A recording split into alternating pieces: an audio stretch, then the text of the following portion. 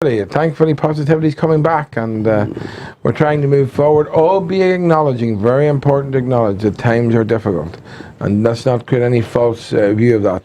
But hopefully we are adapting, and we are exploiting the small green shoots that are coming through. I feel it. I feel a seminar coming on. Yes, you're on the ball. The FPM are hosting quite a significant seminar this morning at the Canal Court. I'm going to it after this, exploiting the green shoots of recovery. But I have to stress, that's the correct word. It's making the best use of the green shoots, but without getting carried away. Yeah, I feel sidelined in all of this because I'm an old fellow now in retirement. What relevance is the green shoot of recovery to me? Well, it's very important because I suspect you have pension funds, or you have investments. Oh, yes. Yeah. And if the economy picks up, both internationally, probably more important, and then flowing through and cascading through to the local areas, the value of your investments rise, the value of your house rises. Yeah.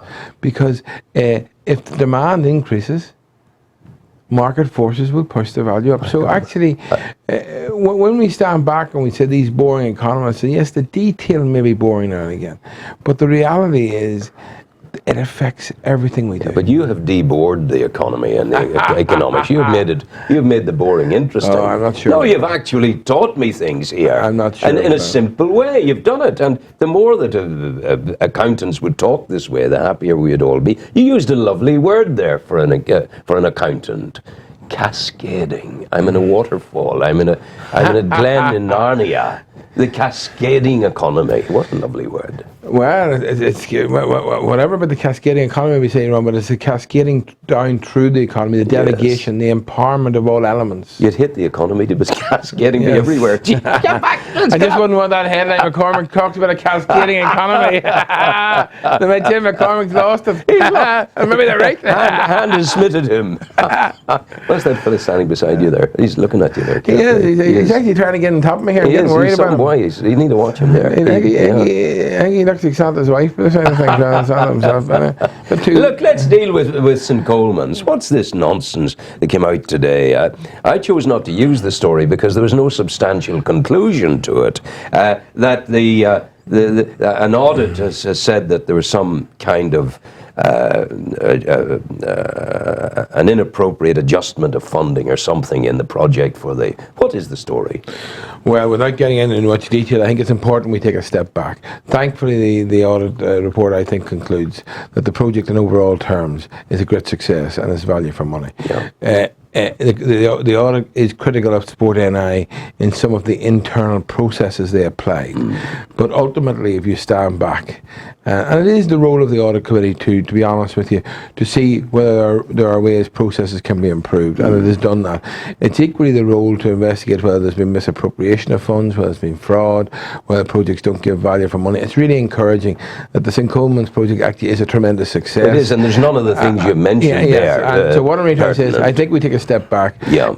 The most important thing here is that we have a really successful project which is integrating school with community, with council. Yeah. It's getting a level of usage which is phenomenal, and thankfully we in the Newry and Mourne area are benefiting from it. And we're trendsetters. It's unique. Yeah, and there will always be teething difficulties on these type of projects, but the big news is the project was delivered, it's operating, and more importantly, which one never knows till it actually operates, it actually is economically attractive, and that's really important because that's the core of this project. And the chair of the audit said, I think I quote him correct, that it was from the start an innovative project. That's a beautiful accolade. Yeah. Well, look, you won't have an all-in-Ireland audit report unless there were some issues. I think the big issues, the St. Coleman's project is caught more in Sports Council processes at the time, which have all been, I think, committed to be improved. Yeah. Yeah, but we're here. I think the good news is that we have a successful project that is delivering good outputs for the community, and thankfully the community are using it. Absolutely, absolutely, lovely to see, and good luck up there, Cormac and St. Coleman's. You're doing well. and keep her lit, as they say, in the Yeah, and vernacular. certainly this should not be seen as any slight on St. Coleman's. Actually, None at all. to the contrary, I think St. Coleman's College have done a tremendous job with this facility. Wonderful, wonderful educational establishment reaching out into the community in an innovative and meaningful way. I think that's important. Innovative and meaningful.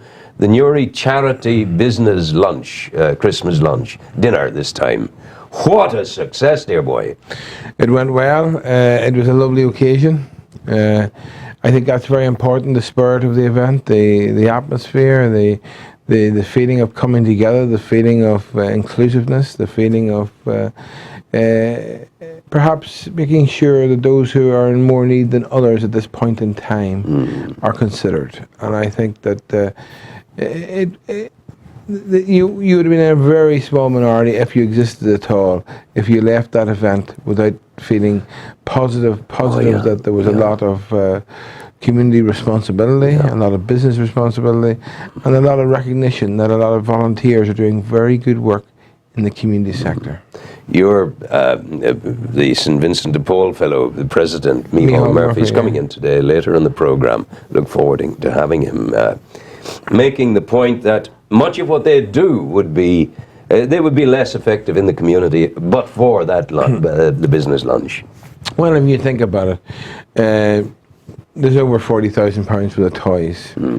Now, you know, if they weren't available to houses in need in this area this year, where would the money come to buy those toys? It wouldn't happen. So it's very simple. Or else they would go to the money loan shop or some nonsense thing. Correct. They would, you know, and the reality is, it's also, the good thing is too, that you're talking about the economics back, a lot of those toys would have been bought in the local area, which is also good business. But look, I think we have to be realistic here.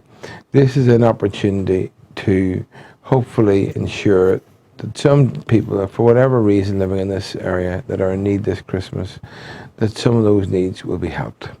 And secondly, it's an opportunity, the charity dinner provides an opportunity to send some of our special children who've had quite significant challenges in their young lives, to Euro Disney along with their families.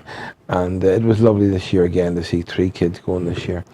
And you can see that you were there, Rowan, obviously. The smile on these kids' faces. Yes, it's the eye, the look in the eyes, the smile on the face, in spite of adversity. In spite of very challenging times these people have had in their own personal lives. And indeed, you know, it's lovely to see the family who have been phenomenal carers and the teachers and the joy that it brings to the environment in which these kids have been operating in for the last couple of years. And quite often that environment has been one of regular visits to hospitals, etc., etc. Absolutely.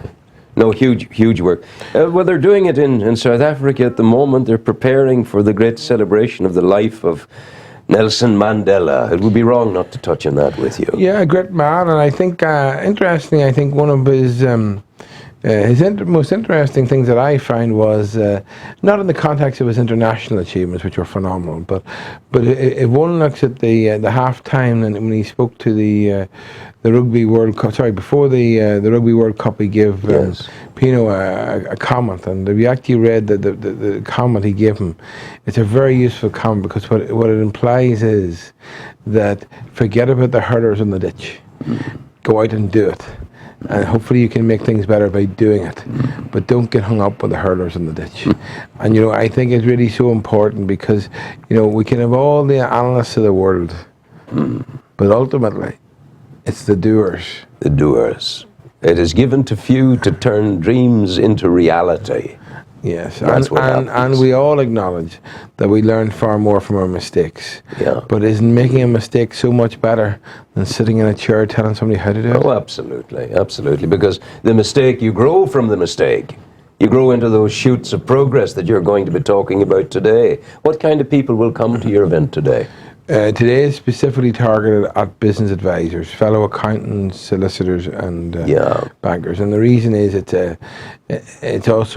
my colleagues in business rescue and recovery, who will be experts both in the UK and ROI in Ireland on the whole areas of insolvency legislation, negotiating with banks, how you can come to settlements with banks, etc. And therefore, it's trying to empower professionals who in turn or advising clients. Fantastic. The way forward. And that'll happen today at the Canal Court. It's the FPM, what is it called? Well, it's the FPM seminar on exploiting the green shoots of recovery. I can see you just sitting there looking out over the ocean, and you come up with these titles. That's a good title. Yes, exploiting the green shoots of recovery. Well, you obviously you need the graphic of the green coming out over the water. But I can't claim any credit for that. By the way, I was not involved in that piece of work. Paddy, I enjoyed talking to your man, your aide-de-camp, Paddy Harty, a week ago. He wasn't quite sure what was going to come next, but he enjoyed it, and we chatted well. Yeah, well, that's a tremendous achievement, actually. He was talking about his book, and Minister Nigel Harman, actually, is about to launch the book that Paddy and Alison Burnside have done on the 19th of December, actually, at Stormont. And the achievement is that that's the first time a technical book has been commissioned that deals with the jurisdictions and the legislation, both in Northern Ireland and the UK mainland. And you can imagine in one book, that's a phenomenal effort. And to be fair to Paddy and Alison, it's a great honour for the firm that they were asked to write it by the Chartered Accountants Ireland. But it's actually, the initial feedback, it has achieved a level of sales that hasn't been achieved so far by a technical book in the last 4 years by the Institute. So well, I can't say to you it's on my bedside table. I can say to you there's a nice feel to the book. It smells nice, it's easily read, it's well laid out. Yes, but it's not. It doesn't need to be in your bedside table. What needs to be, you need to be aware of it. That's the key point. Yeah. And therefore, it's a flagging book. It's directing you in the right direction, if you get me. Yes. The detail is elsewhere, but the point is, it's a readable book on a subject matter that is very technical. Thank you very much indeed. You're off to your conference, your seminar. Yes, and may I say, Rowan, I'd like to thank, before I go, because you mentioned you were kind to mention the charity dinner, which obviously raised 80,000, and after 14 years, whatever it is, just under 970,000.